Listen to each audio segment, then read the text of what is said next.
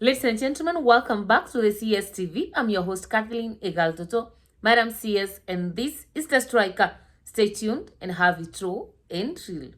In The Striker today, we are looking at why Ndindi Nyoro is a man sitting at the edge of being removed as the chairperson of the Budget and Allocation Committee in the National Assembly. But before we do that, if you are new to this particular channel, kindly remember to subscribe, like, share, and comment on our videos. Karibu home, welcome nyumbani. And remember to turn on your notification bell so that the next time we are uploading a video, YouTube will automatically notify you. If you are a returning subscriber, thank you for tuning in and thank you for your continued support. Remember to like, share, and comment on our videos.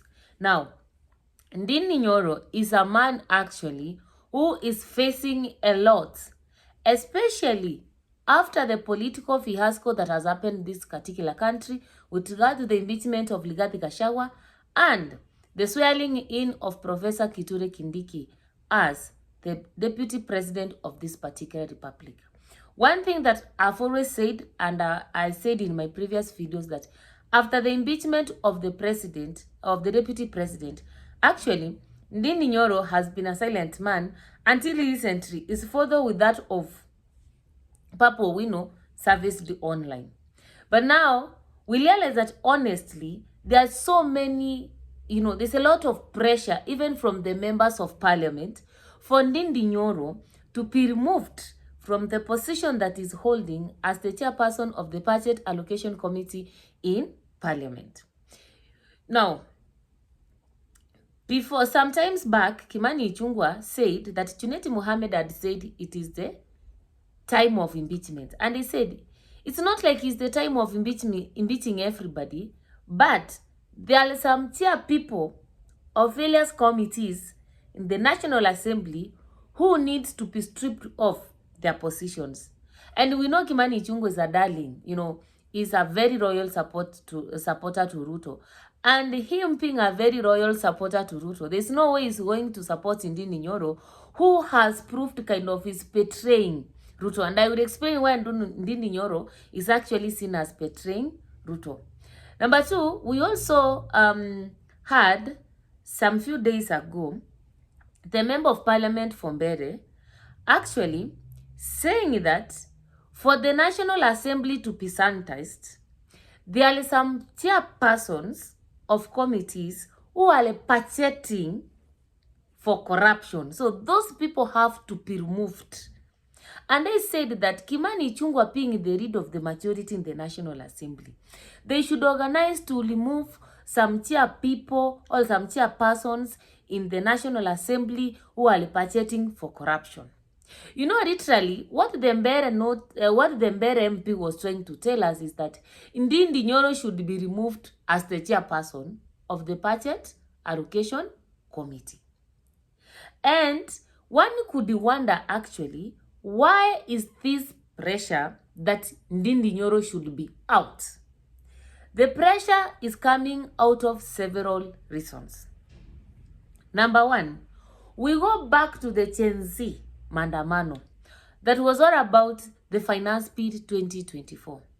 Ndindi Nyoro, despite being the chairperson of the Budget Allocation Committee, a position that he was kind of rewarded by President Ruto out of his loyalty and the great support that he gave President Ruto in 2022 during the presidential campaigns.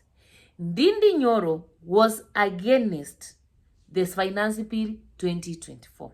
When the likes of, Kuria Kimani were drumming for this particular finance bill, Ndindi Nyoro was very categorical. He has risen to the ground, and according to the voices on the ground, that budget committee was unpopular.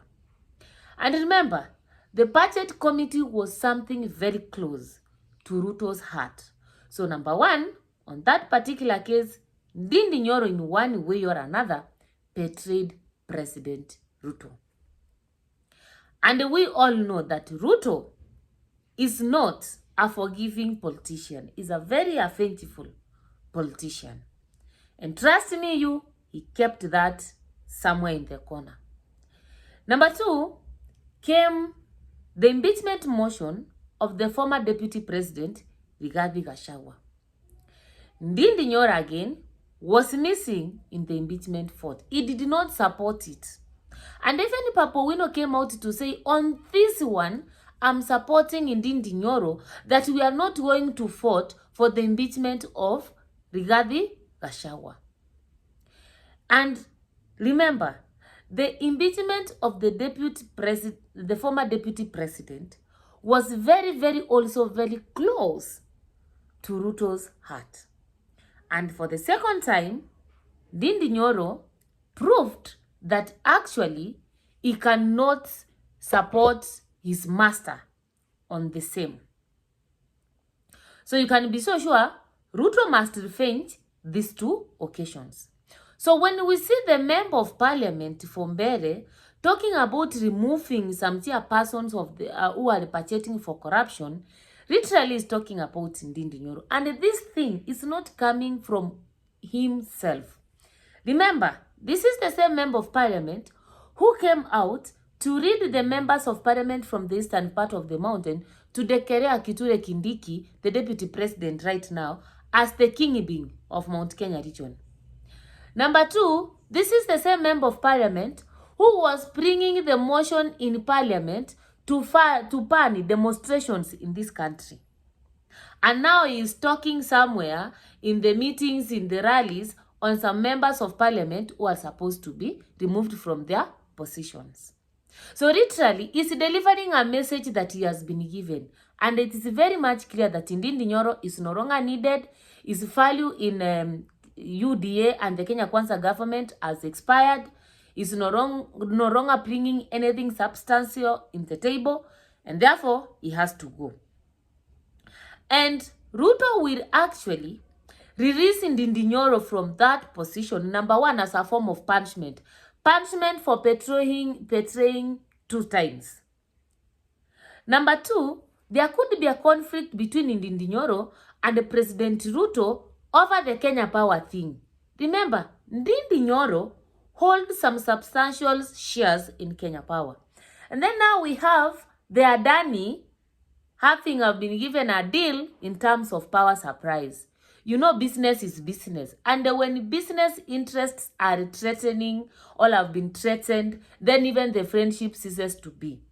So apart from the impeachment that we have had in this country and the betrayal that Ndindi Nyoro has demonstrated to do, there could be a very big probability that him and Ruto are not on terms simply because of the power supply in this particular country. Number 3, Ruto could want to remove Ndindi Nyoro from that particular position because now that Ndindi Nyoro has proven that he is not loyal to Ruto, Ruto could want to reduce his popularity. But the virtue of his position that he holds as the chair of the National Budget Allocation Committee, Ndindi Nyoro is very popular among the members of parliament because they have to go, all of them. Why is Ndindi Nyoro? I need this, I need this. So Ruto is not so happy with that popularity because he knows if Ndindi Nyoro continues to remain in that particular seat, he continues to be popular among the members of parliament, and this popularity can add up to something in Ndindi Nyoro's political career. Number 3, you know, there is a very big probability, and from the political rumors and corridors, that Ruto was planning Ndindi Nyoro as part of his succession game card. And him placing Ndindi Nyoro as the chairperson of the Budget Allocation Committee, he knew he placed him there so that he can be able to gather money for the 2032 presidential campaign and planning. Now that Ndindi Nyoro has proven to be more inclined to Rigathi Gachagua and is not loyal to President Ruto, Ruto may remove him from that particular position as one way of removing him out of his succession game plan and card. And that tells us that they will no longer work together in the future, like the way we anticipated. There's not going to be such a cordial working relationship, between Ruto and Ndindi Nyoro. Keeping in mind that Ndindi Nyoro had become somehow popular, the way he's been performing at, his constituency is very performing at the mountain. He had started going around, he had started to gain some popularity. And you could go to some villages, rural somewhere, and you could say that the only performing MP in this particular country is Ndindi Nyoro. He had started to get political momentum. And now, Ruto has to remove him from his succession plan. And therefore, if Ndindi Nyoro has to run for presidency, maybe he has to organize with the likes of Papu Wino, the likes of Rigathi Gachagua, and seek the pressings of maybe Uhuru Muigai Kenyatta, etc., and see how that one goes.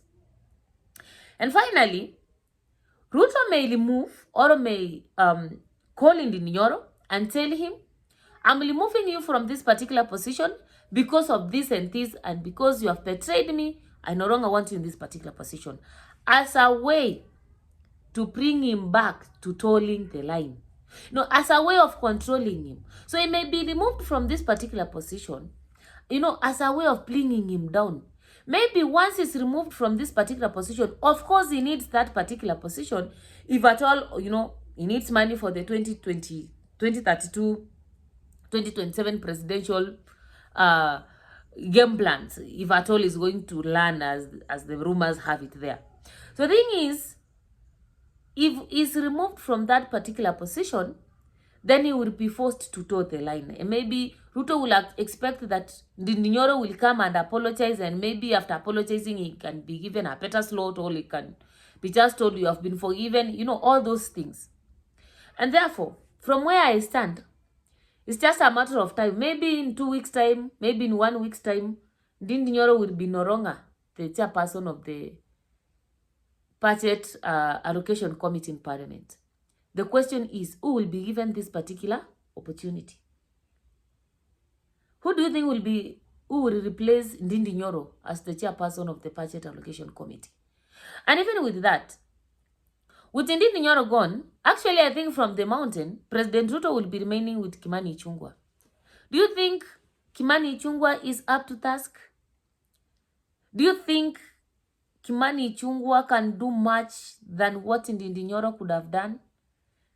Put your opinions on the comment section below. Kindly remember to subscribe, like, share, and comment on this particular video. See you next time as we look at inside Raila Odinga's secret night meeting with his party leaders. See you next time.